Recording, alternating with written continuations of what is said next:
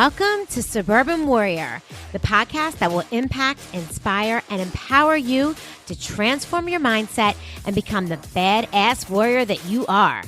I'm your host and fellow warrior, Chrissy Pfeiffer, former clinician and corporate marketing exec turned multi-passionate entrepreneur, performance and life coach, and mom to 4 not-so-little warriors. Each week, I will bring you honest conversations with inspiring guests to share their stories of resilience, optimism, success, and simple yet effective strategies so that you transform your thoughts and change your behavior to get the results you want in your life. You will be empowered to take action, warrior up, and believe in you. Let's do this.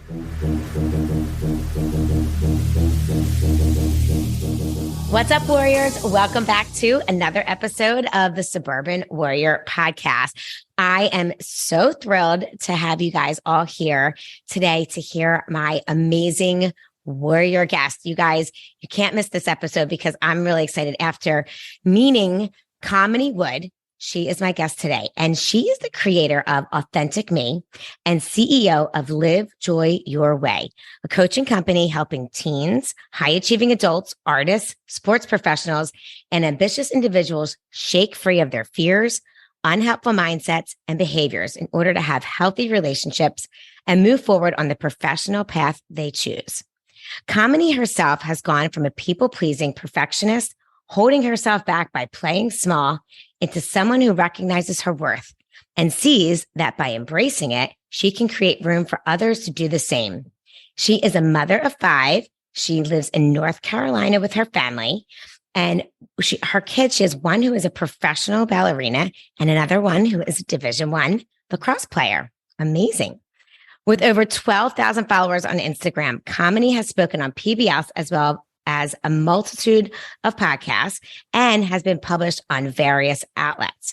I am so excited to have Kamini on the podcast today because we are going to talk all things limiting beliefs and really get into how high performers can overcome their limiting beliefs with some self-compassion, which is very important, and also how to take the courageous steps that we need to take in order to recognize our own limiting beliefs and how to release them in order to live a fulfilled life, which all of those things sound super simple. But as we know, on a daily basis, figuring out our limiting beliefs and how to release them is quite the task. So welcome to the podcast, Kamini. Thank you so much for having me. I'm excited to be here with you. I'm excited to have you. I think that we are very like-minded individuals, especially after looking at your website and seeing what you do. So I'm really excited to dive right in and hear a little bit more about you and then get right into hearing your expert advice for us. So tell us first a little bit about yourself and sort of how you recognized you were that people pleaser and were able to come out of it. Yes. So a little bit about me. I am the daughter of 2 immigrant parents. I grew up in a small town in Connecticut, so predominantly white town. My name doesn't say it enough. Definitely, I'm not a typical white girl, right? So I'm Indian girl with this strange name growing up in this, like I said, predominantly white town in Connecticut. So growing up, there was this need to fit in, a need to belong. There was also concurrently a need to not be a burden to my parents because as immigrants, they were working very hard in order to provide for my sister and I. And so that's where I can track back now that my people pleasing and my perfectionism really took hold. Because in order to belong, for instance, a lot of people pleasing tendencies took place because I was trying to work towards being accepted by my peers.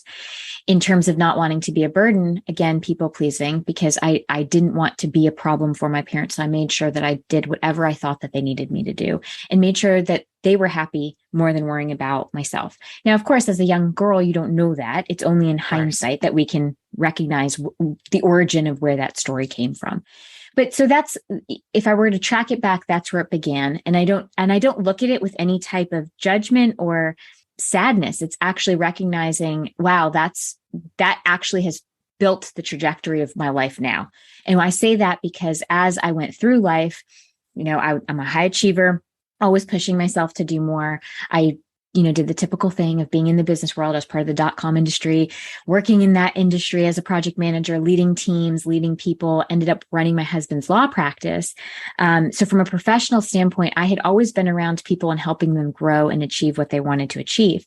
Now, at the same time, as you mentioned, I'm the mom of 5, and I will very honestly say that my kids are my best teachers that I've ever had in life.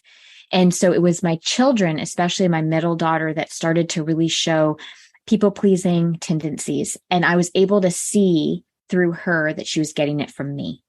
Wow. And that was sort of my catalyst. If I'm going to track it to what was the thing that helped move me towards this awareness, it was that. It was seeing not just her, my other children had it too, but especially her. I was able to recognize that came from me. And so if I wanted to help break that cycle, I needed to take a look at myself and do my own self-work. So I did do that. I went through that. That's how I realized where my origin story came from.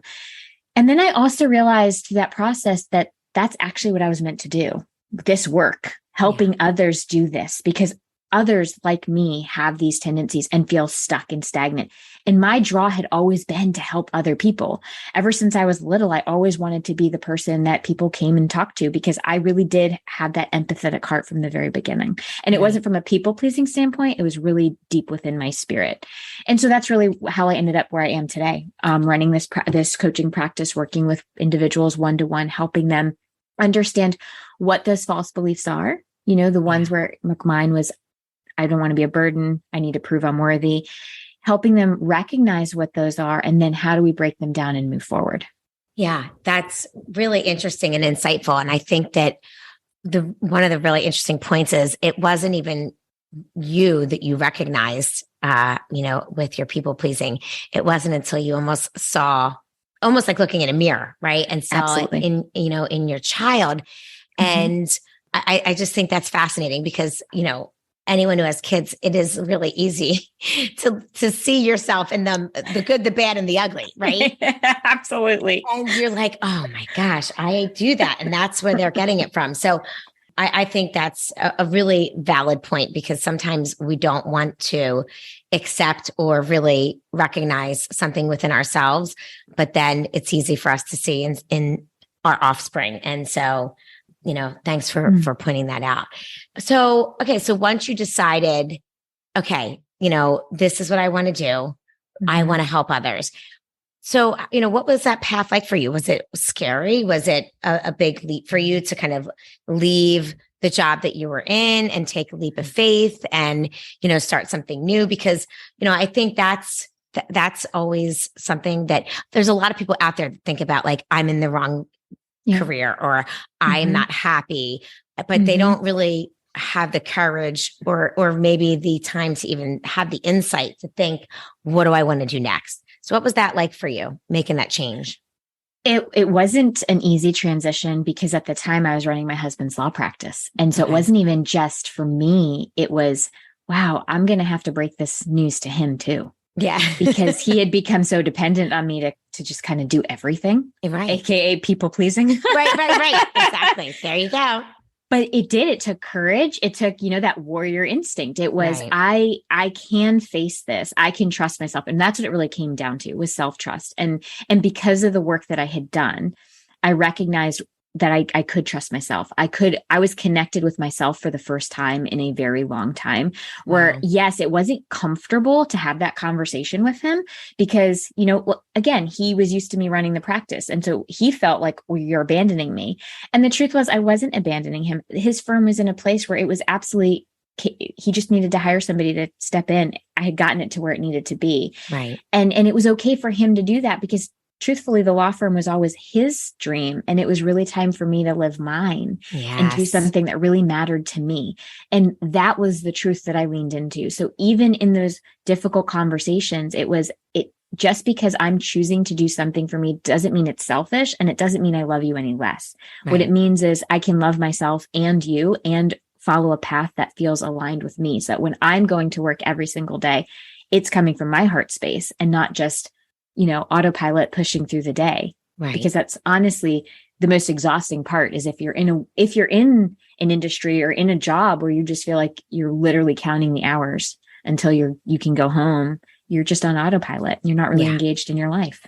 You're not, and you're not energized and not excited to do any of it. I love one of the things you said it was one of the times in your life where you felt very connected with yourself. And I think that we can all really relate to that at different points of our life where we feel super connected, whether it's to our soul, our inner guides, like really knowing that's when we are most energized and feel good about what we're doing. I'm just curious, was there something besides recognizing it in your daughter, but was there something that happened in your life that allowed you to feel connected to yourself? Was it a practice that you just started maybe doing to listen to your inner voice? Was it age? I don't know. I'm just curious because I think that's another thing that a lot of women, struggle with is just actually feeling connected to themselves because we are all always giving to others. Yes. So for me, it was a practice of really giving myself permission to recognize, label, and allow my feelings. Ooh, and like then in turn, what I needed. Because truthfully, that disconnect came from not allowing my emotions to have a place at the table and equally not allowing my needs to have a place at the table. Yeah. So when we start to do that, that allows the connection with self. And through that, you're able to then make the aligned choices for yourself of how you want to move forward. Yeah, that's awesome. I love that. Recognize, label, and allow. Right? That's really, really awesome.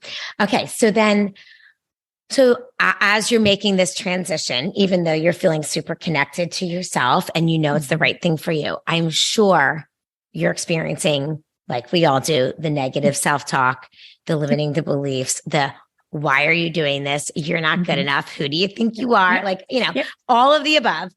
Yep. So let's talk about limiting beliefs, because I do think that's a challenge with everybody across the board, women, men, teenagers, so anyone that you work with is experiencing this negative self-talk and limiting beliefs. So how do you coach your clients to work through that? Well, the very first thing I will tell people is we're not trying to become immune to them, right? Limiting beliefs, those thoughts, they are going to pop up. And this work is not about becoming immune and making them go away forever, because the truth is there's always going to be pain in life. There's going to be challenges. It's our choice whether we're going to suffer.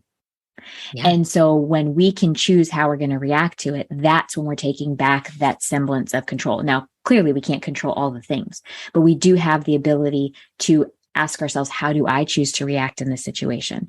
So with limiting beliefs, especially, that goes, it's the same thing where we can have a thought, but then we can choose, am I going to give that thought my time, energy, and put efforts into that thought? Or am I going to recognize that that's just an old story that's no longer serving me?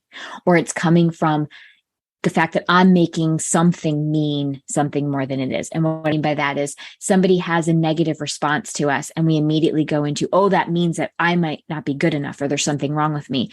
And what if that's their own story? They're projecting their own situation, their own narrative onto you. And it's your choice to say, wow, they seem to be really upset, and giving some space between the thought we're having and ourselves so that we don't actually internalize it. And that's really the crux of limiting beliefs, is recognizing that they are just thoughts. We're the ones who choose whether we're going to give them legs or not, and we're going to feed them. Right. Absolutely. And so how does one actually recognize a limiting belief versus listen, we all have thoughts and negative self-talk, but how does one really say okay, this is something that I keep saying to myself, this is and recognize it. This limiting belief that they have is actually something that they need to help change the story, because it's something that keeps popping up. Yeah, I think that's a great question. I think you're right on with that, the way you even phrase that question, where it will be recurrent. It's the thing that continually shows up over and over and over again. And also we start noticing that we are dimming ourselves. We're kind of shrinking back from engaging in whatever it is. That's how we know that we've started to give the limiting belief more power over what we want. So for instance, I had a lot of self-doubt when I started my practice, oh, if I'm good enough. And there were moments where I could have continued to have that thought and fed into it, and then just given up and said, well, I don't know. I'm not getting clients fast enough. So therefore this must not be right for me. Right. Versus recognizing that the story was, I have to prove my worth. That was my old story. And recognizing that I don't have to prove anything to anybody other than just show up as myself. And that's what I would anchor into. That was my value that I would anchor into, that I am perfectly fine as I am, meaning I'm not trying to get somebody else's validation as long as I'm in alignment with my values and how I want to show up with my clients. As long as I did that each and every day, it didn't matter if person A, B, and C decided to work with me, because I knew that the right people were going to show up and work with me. If I continued to always look externally, then of course it's all of that's outside of my control. If you're constantly measuring yourself by external validation, if that doesn't show up, then you feel less than all the time. Yeah. So it's really about, how do you bring it in? How do we go from extrinsic to intrinsic, right? And again, that goes back to checking in with your own feelings, your own needs. And the third one is your own values. What is meaningful to you? Yeah. I think that's a really, really great point about going from extrinsic to intrinsic, because, especially in this world that we live in now with social media, right? And just everything being out there all the time, and so easy for us to see all these videos and whatever it is, whether it's professionals, moms, you name it. It's like we're constantly seeing what other people are doing. And it's hard when you're comparing yourself to outside, anything outside of yourself, because again, those people may have nothing to do with you. They may not have the same values. They're doing what they're doing, but it's hard to not compare. So I think just that simple practice of starting to go inward and figure out what it is that's important to you, and what are your values, and what thoughts that you have are important to you, and what thoughts you have that actually shape your life, is such an important point to think about, because I think a lot of times we default to the outside external world versus what's inside. Absolutely. And just having raised an athlete, I know for a fact that one of the things that would routinely pop up was comparing oneself to the other people on the team, for instance. Yeah, because you're there, you're all doing drills, right? And so you're constantly like, oh, they did this, and I've got to do this. And the truth was, the way he continues to move forward, even to this day, is going within himself. How am I doing compared to myself? Because that's the only way that you're really comparing apples to apples. If you're comparing yourself to some other player on the field, that really is an apples to an orange, because two totally different people, two totally different stories happening. And so it recurs in all aspects. So athletics, any type of professional atmosphere, keep us from moving forward the more we continue to compare ourselves. It happens with mothers, right? The moment we're kind of like, well, that mom does it this way. Well, that's a totally different parent and totally different child. We have to go back to, how am I relating to my child? Right. How is our relationship? Because if we continually compare it to somebody else's, it has no bearing on us being able to move forward. Absolutely. So let's go back to the athlete example for a minute, because, obviously as a young adult or younger, teenager, how did you coach him to help him start to understand that he has to go inward, and that it's about him versus comparing to everybody? Because I'm living in that high school realm world right now with, and I hear it from parents all the time. And, some days when their kids' mindset is great, they play great. Right. And then when their kid is not feeling good or not feeling confident about themselves, well, we see that on the field. So, what are some tips or maybe some things that you did to help him make that transition? And I'm also curious, did you see it transition as he matured? Oh, definitely. It's a work in progress, right? Because, him as a 10-year-old versus him as like a 19-year-old, completely different conversations, right? And they're going to continue to evolve, because as he gets older and we get towards 25 and 26, conversations can actually, right? Yeah. But I would say that the way that we really worked on it was really having deep conversations about what he needed, and then deep conversations about what is meaningful to him. So when we're talking to adults, for instance, we can use the term values. If we try to use that with teenagers, they're like, what? What do you mean my values? Yeah, exactly. So we really talked about it in ways of, well, what is meaningful to you? And then the conversation evolved and what does that have to do with person A, B, and C on the field? Yeah, I love it. And as soon as you point that out to them, they're like, oh yeah, okay. And then, and now he can do it himself. Yeah. Right. So even, especially at the Division I status, it's very competitive and it is so easy to get caught up in what are the other players doing and how am I measuring up and where am I on the depth chart, because that's how it's structured. Yes, right. Exactly. And I mean, that's like how social media is structured. Exactly. Where am I on this? Where am I? How many spectrum? followers do I have? How many likes do I have? All of it. Yes.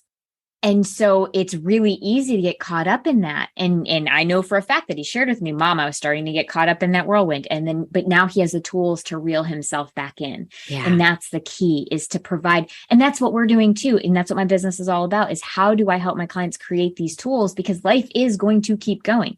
We're still going to have those challenges. It's just now we are better equipped to meet them. So yeah, he started to get caught up and immediately he was like, oh, wait. Okay, where am I? Right. Where was I yesterday? Where am I today?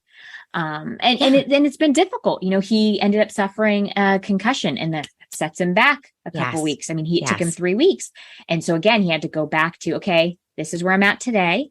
Yeah. These are my goals that I've gotten, you know, setting these small goals for himself that he could measure up against. And they were his, they weren't, where are they in comparison to other people? And, you know, within a few weeks of that, he's like, Mom, I'm having the best practices again. That's good. Amazing. Yeah, that is amazing. That is amazing. And thanks for walking us through that, because I think, you know, just those simple questions that you said, what is it that he needed and what is meaningful to him? You know, sometimes we just don't have the questions to ask, right? Like you said, when you talk to adults, you can say, I mean, even when you ask adults, what is it that you value? Sometimes they don't even know how to answer it, which is, you know, because you do have to stop and think like, what are my values?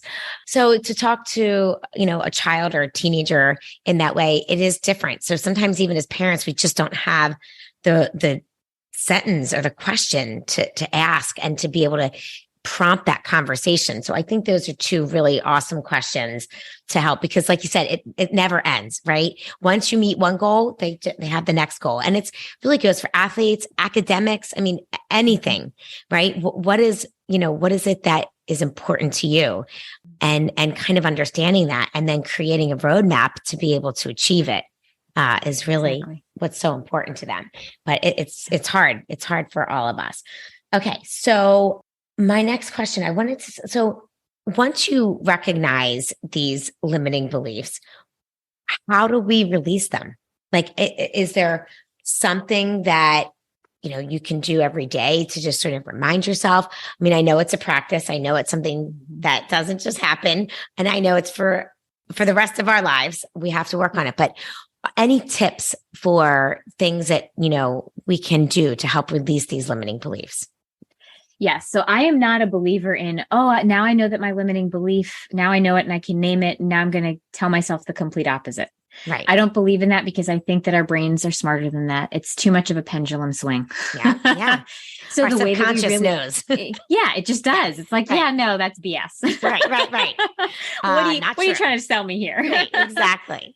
So once we're aware of it, then we can start challenging it in different ways. So for some people, just simply asking the question, is this true? You know, Byron Katie talks about that. That's her question. Is it true? Is it absolutely true? That's a way that we can challenge it. Then, of course, there's the other way that we challenge it, which is recognizing that the thought's going to be there, but we don't have to actually give it the energy. So I can actually separate myself from the thought. Like, for instance, it will still pop up for me. You know, I don't want to be a burden. I'm a burden. I'm a burden. I can actually now say, I'm having the thought that I'm a burden, or I'm burdening this person. Now I'm giving myself distance from me as Kamini and that thought of I'm a burden. So now we're no longer fused together. Yeah. And so that's how we can start. Once we give that space between the thought and myself, it's no longer my belief. It's just a thought. Yeah. And then I can go into, okay, and what are my values? What's meaningful to me? What committed action do I have to work towards that will actually mean something to me? So I'm actually allowing the thought to be there. I'm not running away from it. I'm not avoiding it, but I'm also not giving it more energy. I'm just allowing it to be there and then saying, and my value system would lead me to take action in this area or in putting into these thoughts over here. So we are able to break it down by just recognizing that we will have thousands of thoughts a day. It's up to us to choose which ones we're going to believe and which ones we're not.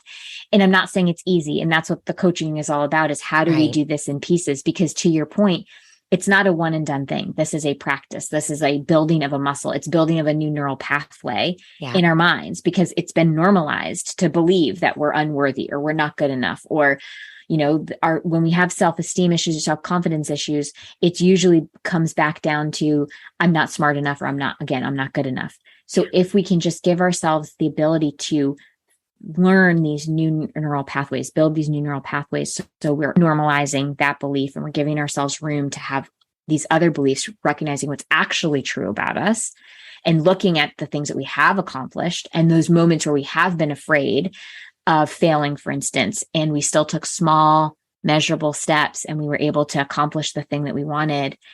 Small changes, small steps will compound to become big changes. When we're able to do that, we're breaking down those limiting beliefs. Yeah. Yeah, absolutely. And I think recognizing that, those limiting beliefs, even though they're just thoughts, that the thoughts create the emotions, which create our behavior, which creates our results. So to your point about these little tiny changes over time, I think sometimes people wake up and they look around, they're like, wait, how did I end up here? I mean, I think we've all done that at some point in our life, right? Mm-hmm. And because we just continue to track on the same thought process that we always have. And that's usually what leads us to, getting a result that isn't really exactly what's meant for us sometimes, right? Following someone else's dream, doing what's expected of us, as opposed to like really, truly what is our heart's desire and what is our true, soul's purpose.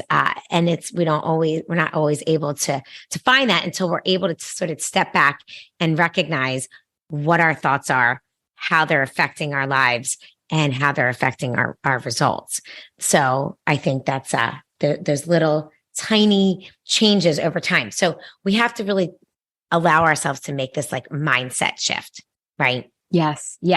And, and it's important to give ourselves grace. And that's where self-compassion comes into play, where it's recognizing that we're going to give ourselves time to make the changes, and we might try something and it doesn't work. And instead of falling into judgment, it's about kindness and saying, okay, that didn't work or it didn't land the way that I wanted it to. So how can I take that information and continue to grow and move through it, rather than putting ourselves down and saying, oh, forget it. I see I'm not good enough. I can't even do this right, which would be the judge voice popping in, or the inner critic popping in to say, oh, we can't do that either. Exactly.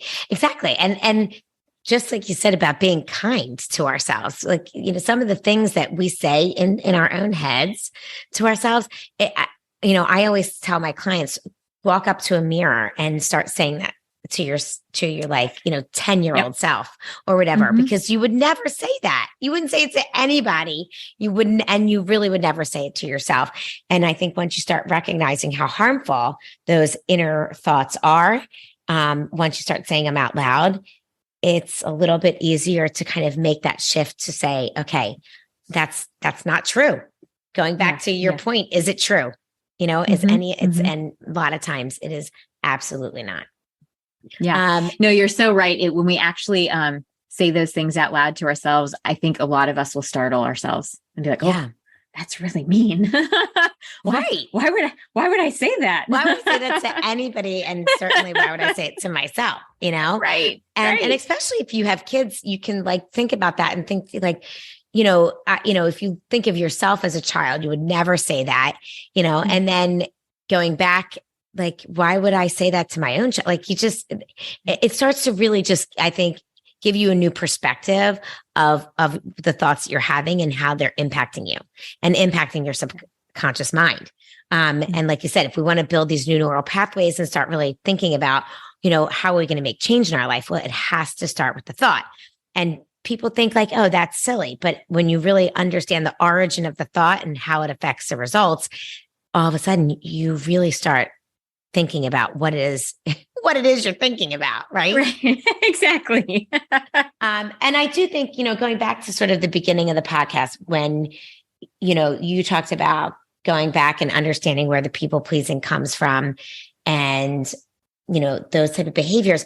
I think that type of reflection is probably important for almost everyone to do because everybody has stuff, right? Mm-hmm. And we all have personality traits that we have developed because of who we are, because of how we were brought up, the environment we were brought up in, who our parents were. And it doesn't have to be something horribly and tragic. I mean, for some it may be, but for some of us, it just might be the reason that we have certain perspectives or the reason we do certain things or have certain habits that may not be ideal for us in adulthood. And we have to look back and really understand, where did this come from? And I think as you did it and you were able to reflect and see where it came from, it's almost like a burden is lifted, right? Because you're able to say like, oh, that makes sense, right? Now I understand why I do this and now I can fix it. And that's the point too that I was saying where I don't look back with judgment, right? Because exactly. it served its purpose and it got me to where I am. So it's really about just saying, oh, now that I'm aware of that's where it came from and I'm aware of what the narrative was, I can now, as my adult self, ask, does that continue to serve me or does it need to shift and change? And for me, the choice was I wanted it to shift and change because I, first of all, wanted to change the pattern that my kids were seeing. But then also for myself, it allowed me room to step out and to create my own business, which was something that was aligned with my heart space versus just continuing to take care of others. Not because I don't like to take care of others or wanted to help my husband, but it was time for me to do something that lit me up as well. Yeah, absolutely. Well, Kamini, thank you so much for sharing all of your wonderful insights and expert advice. I really, really enjoyed our conversation today. And I know that I learned a lot. So I'm sure my listeners did as well. Tell us, where can we find you? On the web at kaminiwood.com and then on Facebook, Instagram, and Pinterest, all with the handle It's Authentic Me. Oh, awesome. Okay, that's wonderful. And we will make sure that we're going to link all of that in the show notes. So guys, be sure to check out Kamini's website and follow her on Instagram and all the other socials. And again, thank you so much for being here. I loved our conversation. Thank you so much. Absolutely. Guys, thank you so much for joining us for another episode. We'll be back next week with another amazing warrior story for you. Talk to you next time.